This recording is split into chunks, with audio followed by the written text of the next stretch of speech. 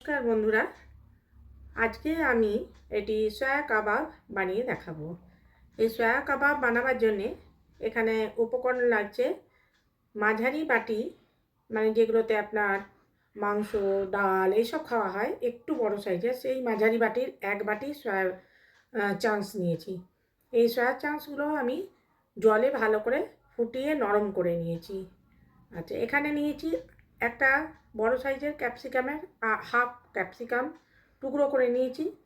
এখানে অল্প ধনেপাতা নিয়েছি আর 5টা মাঝারি সাইজের আলু সেদ্ধ করে খোসা ছাড়িয়ে নিয়েছি। এই বড় চামচে ভর্তি 2 চামচ ব্রেড ক্রাম্বস। এটা আমি এগুলো যখন প্রথমে সমস্ত উপকরণগুলো চপারে চপ করে নেব, তো এগুলো কিন্তু খুব মিহি চপ করব না, আর খুব বড়ও থাকবে না, মানে দাঁতে যাতে লাগে বোঝা যায় সেরকমভাবে চপারে চপ করে নেব। তারপর আমি কিভাবে করছি আপনাদের কাছে নিয়ে আসছি। এখানে কাবাবের উপকরণগুলো আমি চপারে ভালো করে চপ করে নিয়েছি। দেখুন, এগুলো এই যে সয়া, তারপরে হলো ক্যাপসিকাম, আলু, কাঁচা লঙ্কা, এগুলো আমি চপ করে নিয়েছি। এবারে এই করা এই উপকরণের মধ্যে আমি ধনেপাতা দেব, আদা কুচো করে রেখেছি দেব, কাঁচা লঙ্কা আর একটু কুচিয়ে নিয়েছি এটা দেব, লাল লঙ্কা গুঁড়ো ঝালের জন্যে এখানে 1 চামচ ধনে গুঁড়ো নিয়েছি, আর পরিমাণ মতো নুন, পরিমাণ মতো খুব অল্প হলুদ। এক এক করে এই উপকরণগুলো আমি দিয়ে দিচ্ছি এর মধ্যে। আদা কুচো করে দিয়েছি, এগুলো মুখের মধ্যে খাবারের সময় মুখে পড়লে ভালো লাগবে, টেস্টের জন্য দিয়েছি আমি। এখানে কাঁচা লঙ্কা কুচো দিয়ে দিলাম, আর দিয়ে দিচ্ছি পরিমাণ মতো নুন। আপনারা আপনাদের পরিমাণ মতো যে যেমন খাবেন সেই অনুযায়ী নুনটা দেবেন। এখানে 1 চামচ ধনে গুঁড়ো, সেটা দিয়ে দিলাম, আর দিলাম লঙ্কা গুঁড়ো। এটাও নিজের যে যেমন ঝাল খাবেন সেই অনুযায়ী দেবেন। এর সাথে আমি ধনেপাতা দিয়ে দিচ্ছি, আর এই উপকরণটা আমি মাখবো এই ব্রেড ক্রাম্বস দিয়ে। প্রথমে আমি 1 চামচ দিচ্ছি, তারপর লাগলে আবার আমি দেবো। হাত আমি পরিষ্কার করে ধুয়ে নিয়েছি। রান্নার সময় অবশ্যই হাত ধুয়ে ভালো করে হাতের সহযোগে যদি করি তাহলে আরও ভালো হয় মাখামাখি ব্যাপারটা। দেখুন এরকম করে। এখানে আমি আর একটু দিয়ে দিলাম ব্রেড ক্রাম্ব, পুরো 2 চামচ ব্রেড ক্রাম্বটাই ওতে আমি দিয়ে দিয়েছি। এবার কিন্তু এটা খুব ভালো করে হাতে মেখে নিতে হবে। আমি ভালো করে মেখে নিচ্ছি আগে হাতে একটু তেল বুলিয়ে নিলাম, তাহলে হাতে কিন্তু এটা চিটবে না এবং খুব ভালোভাবে বানানো যাবে। এই যে খানিকটা করে এই মাখাটা নিলাম, এবারে এটা কাবাবের আকারে করে নেব। কেউ লম্বা করতে পারেন, গোল, কিংবা যে যেভাবে খুশি এই আকারটা দিতে পারেন, যার যেমন ইচ্ছে। খুব মোটা না, আবার খুব পাতলাও না। খুব মোটা করলে ভেতরটা কাঁচা থেকে যাবে, আর পাতলা করলেও ভালো লাগবে না। দেখুন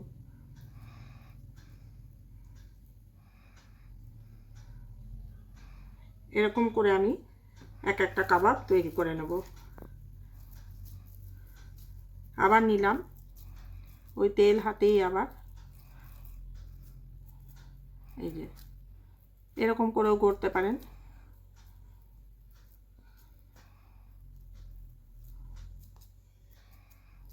এই যে এরকম হচ্ছে। আবার একটু তেল হাত করে নিচ্ছি।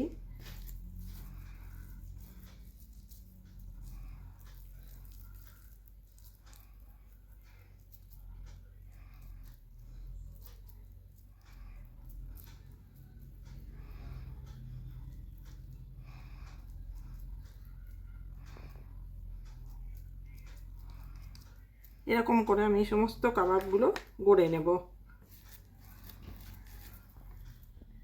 সমস্ত কাবাবগুলো গড়ে রেখে দিয়েছি। আমি দু রকম শেপ দিয়েছি। এবার এগুলো আমি ফ্রাই করে নেব।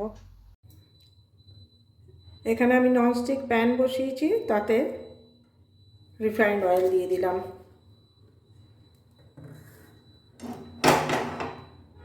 এই তেলটা খুব ভালোভাবে যাতে গরম হয়ে যায়, ফ্লেম বাড়িয়ে দিয়েছি।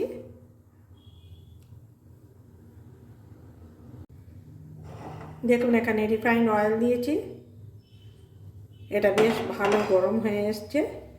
এবার আমি এর মধ্যে এই বানিয়ে রাখা কাবাবগুলি এক এক করে ছেড়ে দেব।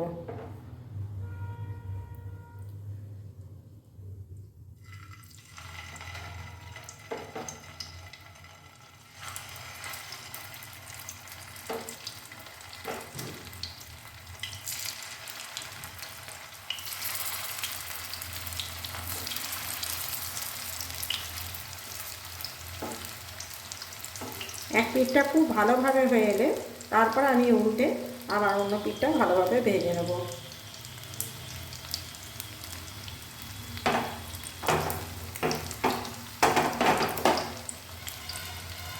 এরকম একটা কাবাব সন্ধেবেলায় যদি থাকে আর সাথে এক কাপ গরম গরম চা কিংবা কফি, যে যেটা খেতে ভালোবাসেন সেই নিয়ে বসে গেলে একটা সন্ধ্যে স্ন্যাক্স বা জলজ সেটাও হতে পারে। বাড়িতে কারুর কোনো গেস্ট আসার থাকলে বা নিজের আত্মীয় স্বজন আসার থাকলে কিংবা নিজেদের জন্য এরকম কাবাব বানিয়ে ফ্রিজে স্টোর করে রাখতে পারেন। 2-4 দিন অনায়াসে থেকে যায়। বার করে শুধু ফ্রাই করে খেয়ে নিলেই হবে। আবার যদি কেউ ডিপ ফ্রাই করতে না চান, সেক্ষেত্রে শ্যালো ফ্রাই করে নিলেও হবে। যে যেভাবে খুশি ভেজে খেতে পারেন। এবার আমি কিন্তু ফ্লেমটা একটু কমিয়ে দিয়েছি।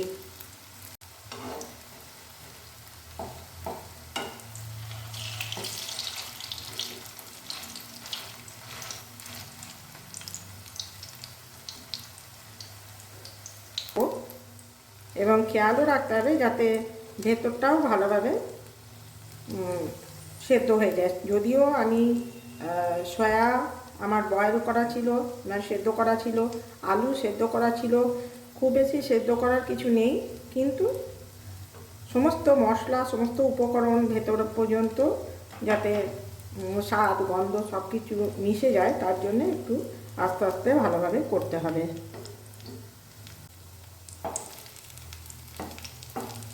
কাবাবগুলো আমি দেখুন এক পিঠটা হয়ে যাওয়ার পর উল্টে পাল্টে দিয়েছি।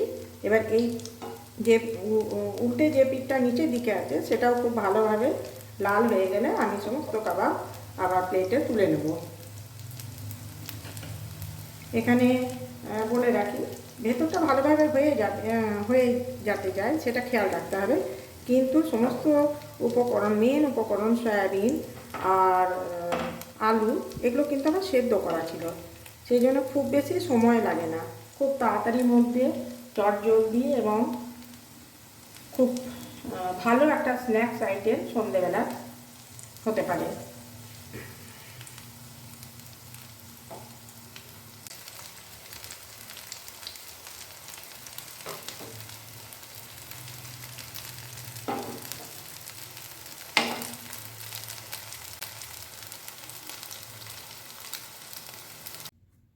আজকের এই সয়া কাবাব আমার একেবারে তৈরি হয়ে গেছে। দেখুন এখানে আমি প্লেটে সার্ভ করে দিয়েছি সয়া কাবাব, তার সাথে শসা, গাজর এবং টমেটো সস, এক টুকরো গন্ধরাজ লেবু দিয়েছি। অনেকে ওপরে একটু লেবু ছড়িয়ে খেতে ভালোবাসেন, যে যেভাবে ভালোবাসেন সেইভাবেই খাবেন।